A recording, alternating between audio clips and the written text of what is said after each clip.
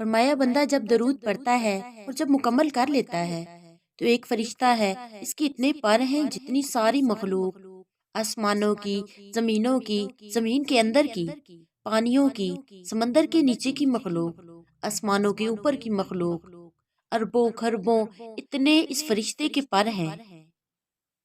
فرمایا ایک نور کا سمندر ہے، وہ اتنا بڑا ہے کہ دنیا کے سارے سمندر اس کے سامنے قطرہ ہے، اللہ کے علم میں ہے۔ وہ اتنے پروں والا فرشتہ اس نور کے سمندر میں ڈبکی لگاتا ہے، جب باہر نکلتا ہے تو پروں کو جھاڑتا ہے، ہر پر سے قطرے گرتے ہیں اور ہر قطرے سے فرشتہ بنتا ہے، اور ہر فرشتہ قیامت تک اس کی طرف سے درود پڑھتا رہے گا۔ اللہ اکبر۔ انسان اگر دل کو روشن کرنا چاہتا ہے، دل کی دنیا آباد کرنا چاہتا ہے، دل کی دنیا شاد کرنا چاہتا ہے تو صبح شام ایک تسبیح وقت نکال کر درود پڑھ لے۔ بسم اللہ الرحمن الرحیم، شروع اللہ کے نام سے جو بڑا مہربان نہایت رحم فرمانے والا ہے۔ اللہ رب العزت نے فرمایا ان اللہ و ملائکتہ یصلون علی النبی، بے شک اللہ تعالیٰ اور اس کے فرشتے حضور صلی اللہ علیہ وآلہ وسلم پر رحمت بھیجتے ہیں۔ اے ایمان والو، تم بھی آپ پر رحمت بھیجا کرو اور خوب سلام بھیجا کرو۔ درود ابراہیمی کے اندر نور ہے، سرور ہے، راحت ہے، روحانیت ہے، نورانیت ہے، القاء ہے، شفقت ہے، مہربانی ہے، کیف ہے، فیض ہے، قبر کا نور ہے، حشر کا نور ہے۔ عجیب بات، فرمایا قبر میں جب بندہ جانے لگے گا سارے چھوڑ جائیں گے، بھائی نہ تو کام آئے گا نہ تو کوئی فرزند۔ محشر کے دن بھی یوم یفر المرء من اخی و امہ و ابی و صاحبتہ و بنی، کوئی کام نہ آئے گا۔ قبر میں رکھ کر سارے چھوڑ کر چلے جائیں گے، ایک حسین جوان اس کے سرہانے آ کے بیٹھ جائے گا اور نکیرین کے سوال کا جواب اور ہر لمحے میں اس کا ساتھ، اندھیروں میں روشنی، بھوک میں کھانے، قبر کے بچھونے، ان تمام اشیاء کا انتظام۔ کہے گا تو کون ہے؟ سارے مجھے چھوڑ گئے، سارے چلے گئے، سارے چھوڑ کر چلے گئے، تو کون ہے؟ وہ شخص بولے گا میں وہ درود ہوں جسے تو اٹھتے پڑھتا تھا، بیٹھتے پڑھتا تھا، سوتے پڑھتا تھا، جاگتے پڑھتا تھا۔ تو مجھے نہیں بھولا، میں تجھے نہیں بھولا۔ اللہ اکبر۔ درود پاک کو توجہ سے پڑھیں، مختصر درود پڑھ لیں۔ مختصر درود صلی اللہ علی محمد، اسی طرح صلی علی محمد۔ بعض اوقات انسان کی کچھ ایسی خطائیں ہوتی ہیں جن کی وجہ سے اس کی باتیں اس کے منہ پر مار دی جاتی ہیں۔ ایک درویش تھے، وہ اپنی ہر عبادت کے بعد منہ پر ہاتھ رکھ لیتے تھے۔ پوچھا گیا حضرت آپ ایسا کیوں کرتے ہیں؟ فرمایا مجھے اس بات کا ڈر ہوتا ہے کہ کہیں میری تمام عبادات میرے منہ پر نہ مار دی جائیں، میں اس قابل نہیں ہوں۔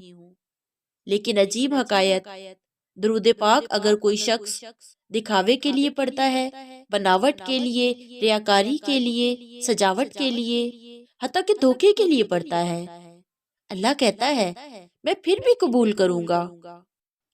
درود واحد عمل ہے، اگر کوئی شخص دکھاوے کے لیے پڑھے، حالانکہ مومن تو دکھاوے کے لیے پڑھ ہی نہیں سکتا، مومن تو اللہ کی رضا کے لیے پڑھتا ہے۔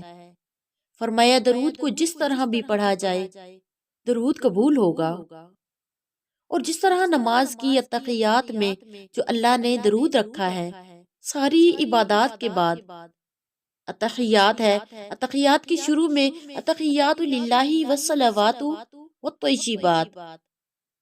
جب آقا مصطفیٰ صلی اللہ علیہ وآلہ وسلم معراج پر تشریف لے گئے، اللہ پاک نے فرمایا میرے حبیب کیا لائے ہو؟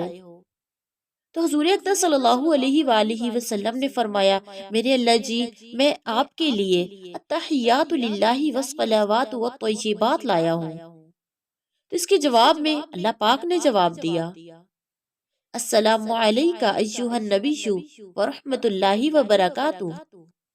آگے بھی اللہ پاک نے عجیب عطا فرمائی کہ قیامت تک کے لیے آپ کی امت پر جو آپ کے پیروکار ہیں، میرے اور آپ جیسے کمزور بندے، ان کے لیے اللہ نے عجیب عطا فرمائی۔ السلام علینا وعلی عباد اللہ الصالحین، اے میرے حبیب جب آپ جائیں تو آپ کی غلامی کرنے والوں کے لیے بھی میری سلام ہے، قیامت تک کے لیے۔ اس کے بعد اگلی کہانی اور سچی کہانی۔ التحیات للہ والصلوات والطیبات، السلام علیک ایھا النبی ورحمۃ اللہ وبرکاتہ، السلام علینا وعلی عباد اللہ الصالحین۔ پورا تحیات پڑھ کر جب آپ درود پڑھتے ہیں اور درود آخر میں پڑھتے ہیں، یہ اس بات کی بنیاد ہے ساری عبادتوں پر قبولیت کی مہر لگا دی گئی۔ اللہ اکبر۔ درود پاک پڑھنے والے پر 30 انعامات ہوتے ہیں۔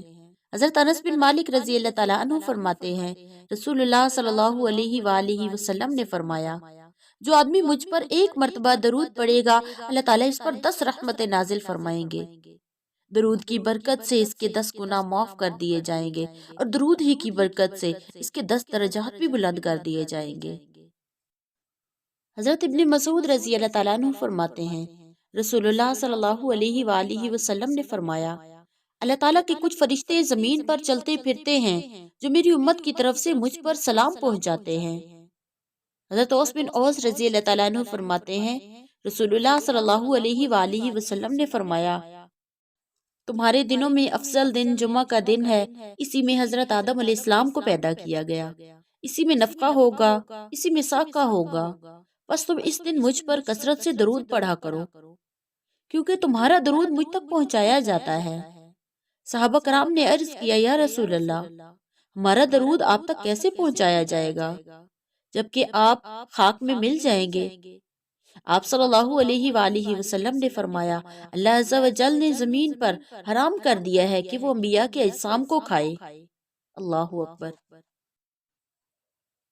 فرمایا نبی کریم صلی اللہ علیہ وآلہ وسلم نے، جمعہ کے دن مجھ پر کثرت سے درود بھیجا کرو، کیونکہ میری امت کا درود ہر جمعہ کو میرے سامنے پیش کیا جاتا ہے، اور جو شخص مجھ پر زیادہ درود پڑھے گا وہ مرتبہ میں میرے زیادہ قریب ہوگا۔ وہ مسلمان جس کے پاس صدقہ کرنے کو کچھ نہ ہو، وہ اپنی دعا میں یوں کہا کرے، اللہم صلی علی محمد عبدک ورسولک وصلی علی المؤمنین والمؤمنات والمسلمین والمسلمات۔ یہی اس کی زکوٰۃ ہے، اور آپ صلی اللہ علیہ وآلہ وسلم نے ارشاد فرمایا کہ مومن نیکی کرنے سے سیر نہیں ہوتا حتیٰ کہ اس کی انتہا جنت ہوتی ہے۔ فرمایا نبی کریم صلی اللہ علیہ وآلہ وسلم نے، جو شخص یوں کہے، اللہم صلی علی محمد وانزلہ المقعد المقرب عندک یوم القیامت، تو اس کے لیے میری شفاعت واجب ہو گئی۔ فرمایا نبی کریم صلی اللہ علیہ وآلہ وسلم نے، جس شخص نے یوں کہا، جزا اللہ عنا محمدا ما هو اہلہ، تو اس نے نیکیاں لکھنے والے 70 فرشتوں کو 1000 دن تک تھکا دیا، یعنی اس کے ثواب لکھنے میں ہی وہ مصروف رہیں گے۔ اللہ اکبر۔